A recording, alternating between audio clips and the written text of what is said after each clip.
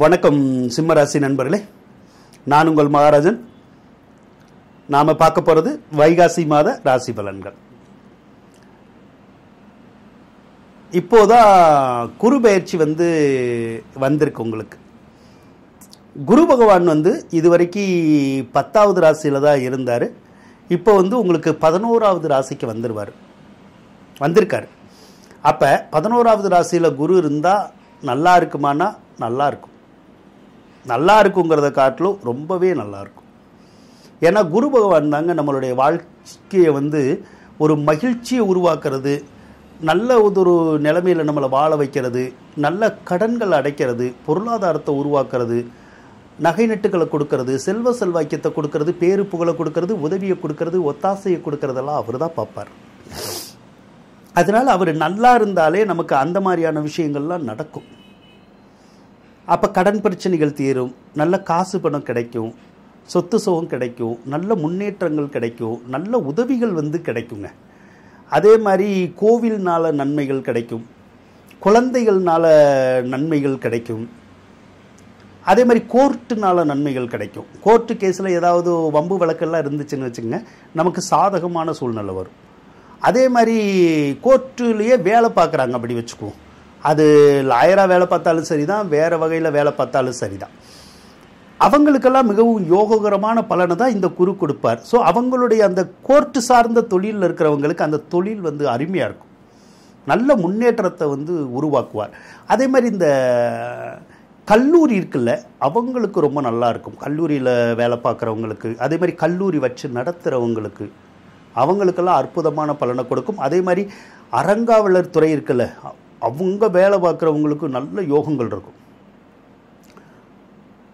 அதே போல் நிதித்துறை அப்படின்னு சொல்கிறோம்ல, அதாவது பணம் சார்ந்த துறைகள், இப்போ பேங்க்கு, ஃபைனான்ஸ் கம்பெனி, இந்த மாதிரி இடத்துல வேலை பார்க்குறவங்களுக்கும் ரொம்ப நல்ல யோகம் இருக்கும். அந்த மாதிரியான தொழில் செய்கிறவங்களுக்கும் நன்மையாக இருக்கும். அதே மாதிரி இந்த லாட்ரி ரேஸு, சூதாட்டம், ஷேர் மார்க்கெட்டு, பிட்காயின்னு இந்த மாதிரி லைனில் போகிறவங்களுக்கும் அந்த குரு பகவான் யோகத்தை கொடுக்க போகிறாருங்க. அதனால் குரு பேச்சு அப்படிங்கிறதே உங்களுக்கு ரொம்ப நல்லாயிருக்கும். அதோட இந்த மாதம் சூரியன் வேற உங்களுடைய ராசிக்கு 10வது ராசியில் இருப்பார். சூரியன் 10வது ராசியில் இருக்கிறதெல்லாம் ரொம்ப யோகம் பார்த்துக்குங்க. ஏன்னா சூரியன்லாம் அரச கிரகம். ஒரு சிலருக்கெல்லாம் அரசாங்க சம்மந்தப்பட்ட எந்த ஒரு வேலையும் செஞ்சு கொடுப்பார். இப்போ ஒரு சிலருக்கு நமக்கு கவர்மெண்ட் வேலை வேணும், ரொம்ப நாளாக முயற்சி பண்ணிக்கிட்டு இருக்கோம், கிடைக்கல, இப்போ ட்ரை பண்ணால் கிடைக்கும். அது நீங்கள் எப்படி வாங்குவீங்களோ, உங்களுடைய திறமையில் வாங்குவீங்களோ அல்லது வேறு ஏதாவது ஒரு வகையில் வாங்குவீங்களோ, வாங்க முடியும். அப்படி ஏதாவது வாங்கணும்னு நினச்சா நீங்கள் முயற்சி பண்ணுங்கள், கிடைக்கும். அதே மாதிரி வேலை மட்டும் இல்லை, வேறு ஏதாவது ஒரு காரியங்கள் கவர்மெண்ட்டில் நடக்கணுன்னா கூட நீங்கள் ட்ரை பண்ணிங்கன்னா கண்டிப்பாக நடக்கும். இது உங்களுக்கு மட்டும் இல்லைங்க, உங்கள் வீட்டில் யாருக்காவது நீங்கள் முயற்சி பண்ணிங்கன்னா கூட கிடைக்கும். ஒரு சிலருக்கெல்லாம் இந்த பதவி உயர்வு கிடைக்கிறது, சம்பள உயர்வு கிடைக்கிறது, அரசாங்க அதிகாரிகளினுடைய உதவி, அரசியல்வாதிகளினுடைய உதவியெல்லாம் கிடைக்கும். அதே மாதிரி அரசாங்கத்தில் வேலை பார்க்குறவங்களுக்கும் நல்ல நேரம்தான். அரசியலில் இருக்கிறவங்களுக்கும் மிகவும் யோககரமான பலன்களை தான் அந்த சூரியன் உங்களுக்கு கொடுப்பாருங்க. புதனை பொறுத்தளவுக்கு உங்களுக்கு தனாதிபதி தான் 9வது ராசியில் தான் இருக்கார். இப்போ வைகாசி 2ஆம் தேதி 10வது ராசிக்கு வந்துடுவார். ஸோ தனாதிபதி வேற. அவர் தனாதிபதி அப்படிங்கிறவர் பணத்தை கொடுக்கக்கூடிய ஒரு கிரகம். அவர் இப்போ 10வது ராசிக்கு வரப்போகிறது யோகமானா நல்ல யோகங்க. 10வது ராசிக்கில் அந்த பணத்தை தரக்கூடிய கிரகம் வந்தால் பணம் நமக்கு நல்லா வரும். அது எந்த வகையில் வேணாலும் வரும், அவ்வளோதான். நம்ம நல்லா சம்பாதிப்போம், தொழிலும் நல்லாயிருக்கும், வேலையும் நல்லாயிருக்கும், நம்ம கேட்ட இடத்துலையும் காசு கிடைக்கும், கடனும் கிடைக்கும், பேங்க்ல லோனும் கிடைக்கும், அல்லது நமக்கு வரவேண்டிய பணம் கூட வரும். அதே போல் இந்த கல்வித்துறை சார்ந்த வேலையில் ஒரு சிலருக்கு வேலை கிடைக்கும்.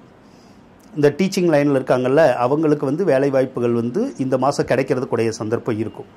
ஒரு சிலருக்கு இந்த ஆடிட்டிங், அக்கௌண்ட்ஸ் துறையில் இருக்கவங்களுக்கு அல்லது மீடியா துறையில் இருக்கவங்களுக்கெல்லாம் வேலை கிடைக்கிறதுக்குடைய சந்தர்ப்பம் இருக்குது.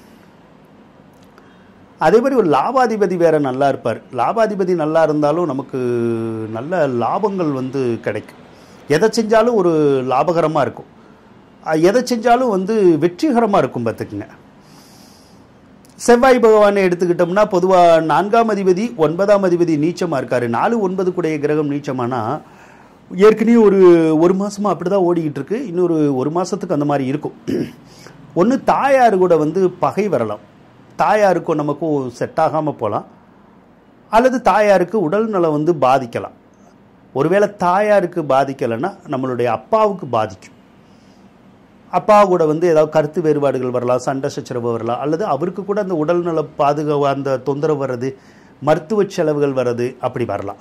ஒரு சிலருக்கு இந்த சொத்து சம்பந்தப்பட்ட விரயங்கள் வந்து ஏற்படும். ஏதாவது சொத்து வாங்கணும்னு நினச்சா ஒரு சிலருக்கு வாங்கி தரும். ஒரு சிலருக்கு சொத்து வாங்க முடியலை அப்படின்னு இருந்து ஏற்கனவே சொத்துக்கள் வச்சிருந்து அந்த சொத்துக்களை விற்கணும்னு நினச்சாலோ அல்லது அடமானம் வைக்கணும்னு நினச்சாலோ கூட அந்த விஷயங்கள் கூட நடக்கிறதுக்குடைய சந்தர்ப்பம் இருக்கு. அதனால் முயற்சி பண்ணிங்கன்னா சொத்து சார்ந்த எந்த ஒரு வேலையும் உங்களுக்கு நடக்குங்க. சுக்கிரன் வேற உங்களுடைய ராசிக்கு 8ல் இருக்கார். பொதுவாக வந்து கிட்டத்தட்ட ஒரு 2-3 மாதமாகவே சுக்கிரன் வந்து 8ல் தான் இருப்பார்.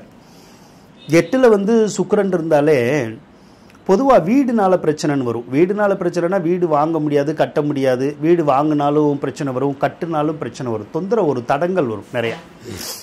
ஒரு சிலருக்குலாம் வாடகை வீட்டில் இருந்தோம்னா வாடகை வீட்டில் இருக்க விடாது. ஒரு சிலருக்கு சொந்த வீட்டில் இருந்தால் கூட அந்த வீட்டை கூட வெளியே போக சொல்லும்.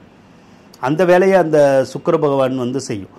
அதே மாதிரி இந்த வீடு கட்டுற தொழில் பார்க்குறாங்கல்ல, அவங்களுக்கு வந்து அந்த சுக்கிரன் வந்து அவ்வளவா அந்த தொழிலை வந்து ஓட வைக்காது. வீடு கட்டுற தொழில் வந்து ஒரு மாதிரி சுணக்கமாயிரும், டல்லாயிரும்.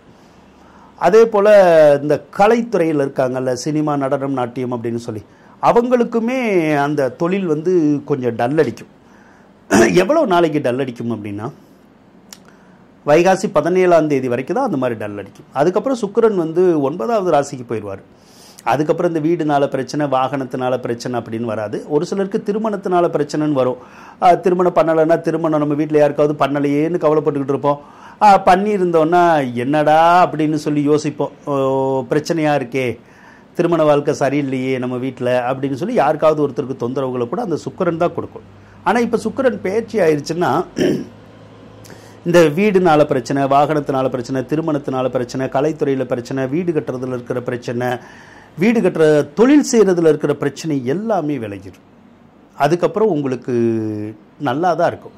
அதே மாதிரி சுக்கிரன் 9வது ராசிக்கு போயிட்டா அதுக்கப்புறம் ஒரு சிலருக்கு இந்த டிரான்ஸ்ஃபர் மாதிரியான விஷயங்கள் ஏதாவது வேணும்னா கிடைக்கும்.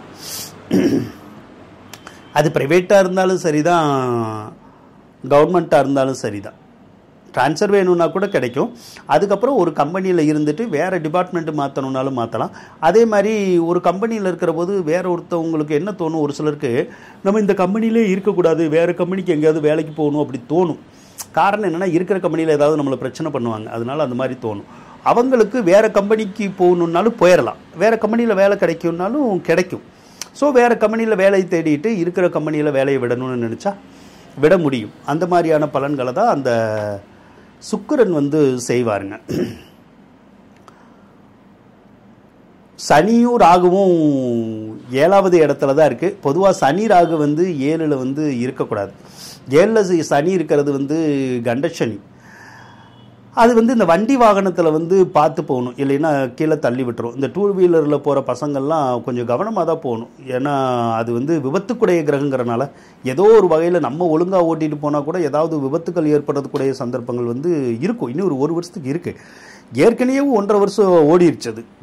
இப்போ ஏற்கனவே நிறைய சிம்ம ராசிக்காரவங்க வந்து பார்த்திங்கன்னா அந்த விபத்துக்கள் எல்லாம் நிறைய பேர் சந்திச்சிருந்திருப்பாங்க, அல்லது விபத்துக்களே வரலைனாலும் சும்மா கூட விழுந்திருந்திருப்பாங்க, அல்லது ஏதோ ஒரு விதத்தில் அந்த கை கால் வலி அப்படி சொல்கிறோம்ல, அந்த மாதிரிலாம் கூட வந்திருந்திருக்கும்.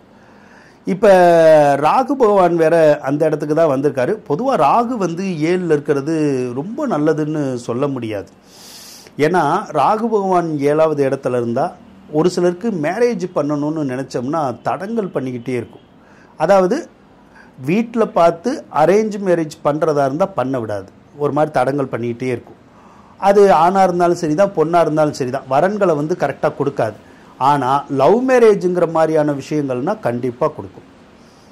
ஏன்னா அந்த கிரகமே வந்து தகாத உறவை கொடுக்குற கிரகம் தான். அப்போ ஏதோ ஒரு வகையில் ஒரு சிலருக்கு அந்த கல்யாண பருவத்தில் இருக்கவங்களுக்கு லவ் பண்ணுற மாதிரியான ஒரு சூழ்நிலையை கொடுத்து, நான் வீட்டில் சொல்லுவாங்க, நான் இன்னாரை தான் கட்டுவேன் அப்படிங்கிற மாதிரிலாம், கல்யாணம் பண்ணுவேன் அப்படிங்கிற மாதிரிலாம் சொல்லுவாங்க. அது வந்து கொஞ்சம் வில்லங்கத்தில் வரும். அப்படிங்கிற போது ஏதாவது ஒரு வகையில் கொஞ்சம் தொந்தரவோடு கல்யாணம் முடிகிறதா இருந்தால் மட்டும்தான் கல்யாணத்தை முடிச்சு கொடுக்கும் அந்த ராகு.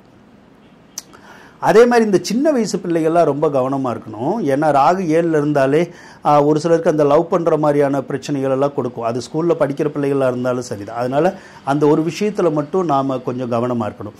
அதே மாதிரி ஒரு சிலருக்கு இந்த கணவன் மனைவி உறவுக்குள்ளே கொஞ்சம் கருத்து வேறுபாடு இனிமேல் வரும். கணவன் மனைவி கொஞ்சம் பிரிஞ்சிருக்கிற மாதிரியான சூழ்நிலைகள் ஏற்படுத்தும். ஸோ பிரிஞ்சிருந்தோம் அப்படின்னா ஒன்றும் பிரச்சனை இல்லை, ஒன்றும் சண்டை சத்தம்லாம் வராது. அப்படி பிரியலை அப்படின்னா அந்த ஏதோ ஒரு வகையில் அந்த கணவன் மனைவிக்குள்ள கருத்து வேறுபாடு சண்டை சச்சரவுங்கிறது இனிமேல் வரும். ஒரு 1.5 வருஷத்துக்குள்ளே அப்படி வரணும்னு இருக்குது, வரும். நீங்கள் முடிஞ்ச அளவுக்கு அட்ஜஸ்ட் பண்ணி போக பாருங்கள். ஏதாவது அடிக்கடி சண்டை வருதுன்னு தெரிஞ்சுன்னா கொஞ்சம் விலகி இருங்க. அதாவது நீங்கள் ஒரு இடத்துலையும் கணவன் அல்லது மனைவி ஒரு இடத்துலையும் வேலை பார்த்துக்கிட்டு கொஞ்சம் விலகி இருங்க. லீவ் டைமில் ஒன்று சேர்ந்துக்கங்க. அப்படி செய்கிற போது அந்த சண்டை சச்சரவு இதெல்லாம் வராது. இதை தான் அந்த ராகு பகவான் செய்வார். மற்றபடி கிரக அமைப்புகள் எல்லாமே உங்களுக்கு நல்லா தான் இருக்குது. அதனால் உங்களுடைய வாழ்க்கையும் இந்த வைகாசி மாதம் மட்டும் இல்லை, அடுத்து வரக்கூடிய மாதங்கள்லையுமே உங்களுக்கு நல்லா தான் இருக்கும் அப்படின்னு சொல்லி கோரிக்கொண்டு விடைபெறுகின்றேன். நன்றி, வணக்கம். சிம்ம ராசிக்காரவங்களுக்கு இந்த வீடியோ பிடிச்சிருந்தா லைக் பண்ணுங்கள், ஷேர் பண்ணுங்கள், மறக்காமல் சப்ஸ்கிரைப் பண்ணுங்கள். நன்றி நண்பர்களே.